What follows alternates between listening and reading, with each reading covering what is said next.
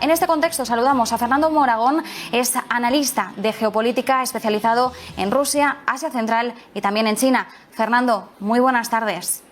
Hola, buenas tardes, Marta. Un placer estar con vosotros. Fernando, como primera cuestión, sí te pediría que nos hagas una fotografía general de cómo estás viendo el progreso del inicio de la cumbre de la OTAN y sobre todo con los mensajes que ya tenemos sobre la mesa.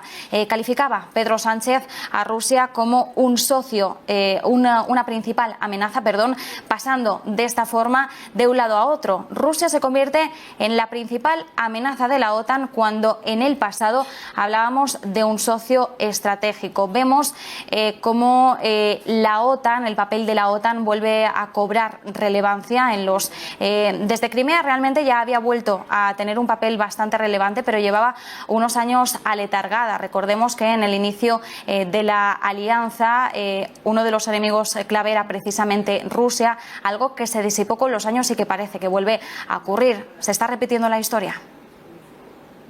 Bueno, no exactamente. Es decir, yo creo que lo que estamos asistiendo ahora mismo es al canto del cisne de una organización, la OTAN, y de hecho, que su razón de ser acabó con la desaparición de la Unión Soviética y del Pacto de Varsovia, y que ha intentado reinventarse constantemente y siempre ha fracasado. No olvidemos que su principal potencia, Estados Unidos, no hace más que perder guerras, Irak, Afganistán, etcétera. Por no hablar ya de los europeos, cuya relevancia militar es nula.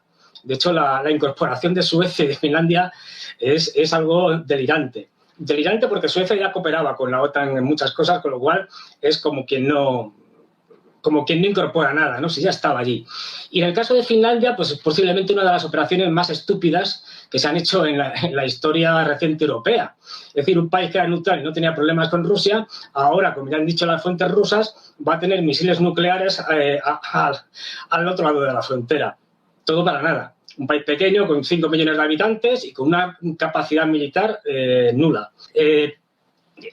Estamos asistiendo, ya digo, yo creo que esta reunión cumbre de la OTAN va a ser una cumbre histórica, ¿no? Porque va a ser el principio del fin de la OTAN.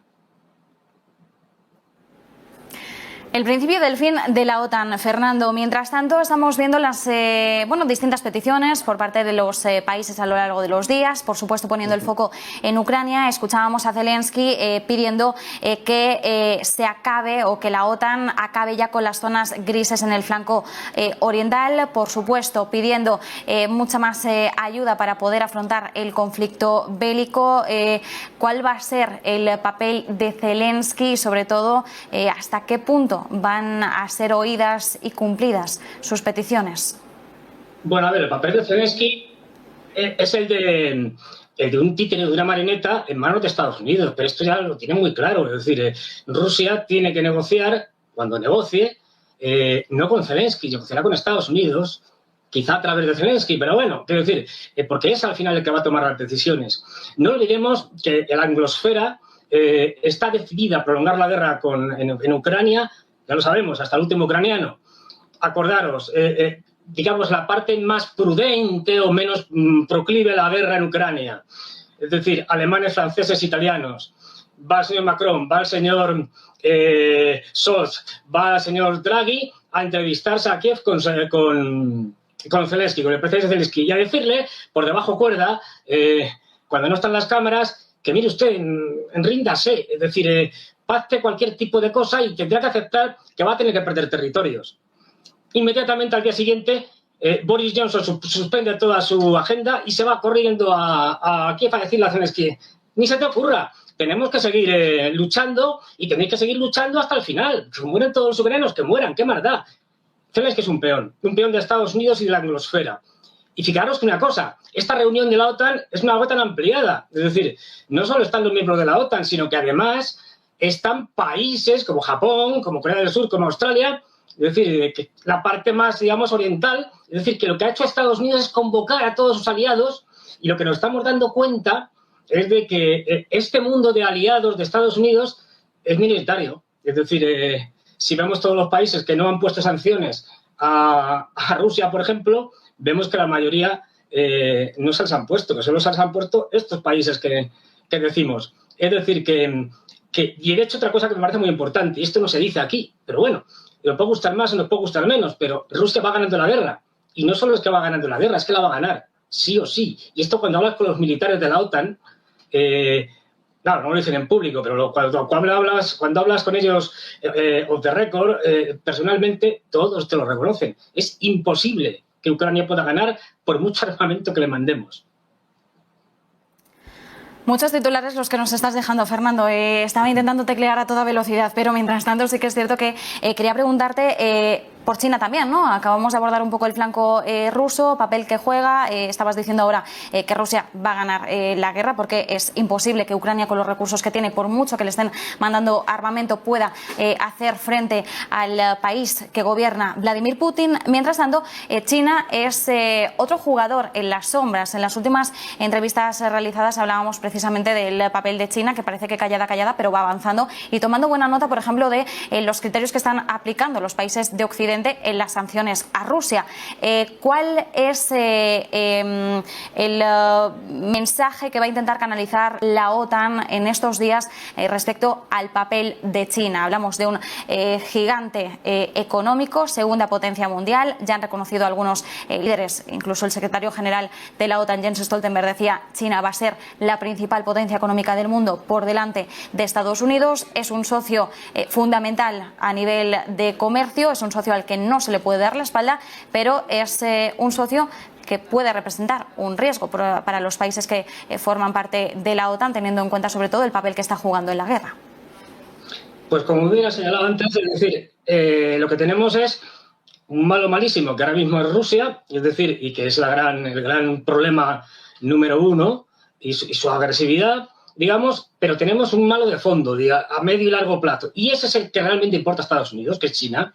Entonces, ¿por qué? Porque China va, si no lo impiden militarmente, va a terminar siendo la primera potencia económica mundial en economía, pero incluso a nivel militar. Se habla que hasta el 2035, 2040 como mucho, ya será el número uno a nivel militar por encima de Estados Unidos.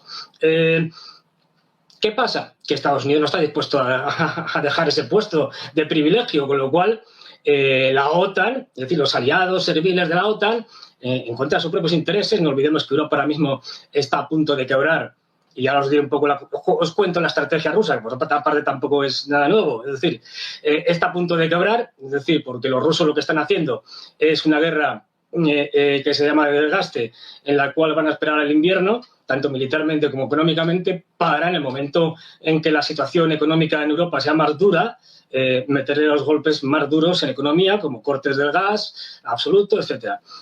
Y ahí, como bien ha dicho Alemania u otros países, sus economías se van a hundir. De aquí que estemos ante el final no solo de la OTAN, sino también de la Unión Europea. Y porque las tensiones internas aún además ya están saliendo por todos los lados entre países como Polonia, que quiere quedarse con una parte de Ucrania, con la parte más occidental, lo que era Volhynia y Galicia, que pertenecía a Polonia durante el periodo de entreguerras, y cada día intenta más que eso se produzca, con el apoyo de británicos y norteamericanos, enfrentados a, digamos, alemanes, franceses e italianos, que quieren una posición un poco más blanda, ¿no? De hecho, lo que intentan la anglosfera es arrastrar a Europa a una guerra con Rusia. Pero, como tú a veces señalabas muy bien de China, China es el gran problema para Estados Unidos. Y siempre lo repiten. Incluso cuando se meten con Rusia, siempre dicen, y además China. Es decir, ¿por qué?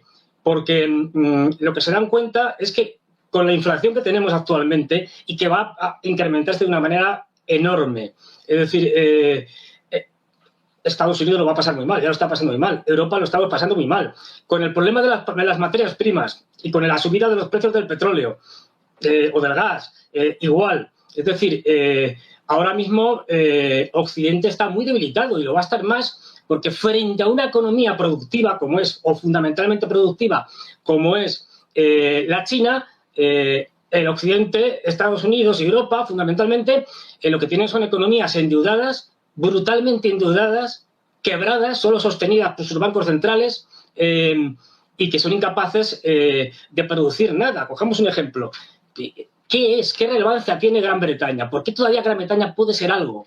¿Lo es por lo que produce? ¿Lo es por su ejército? No, lo es por la City de Londres. si no tuviera la City, Alemania, Inglaterra, Gran Bretaña sería un país tercermundista. Es decir, por cierto, mira cómo la unión de los europeos, como aprovechando el G7 y la resonancia del G7 y la cumbre de la OTAN, Escocia ya ha dicho que para el año que viene tiene un referéndum. ¿Y por qué lo pone para el año que viene? Porque sabe que para el año que viene Europa va a estar hundida, con lo cual va a ser más fácil que salga el voto a favor de la independencia de Escocia.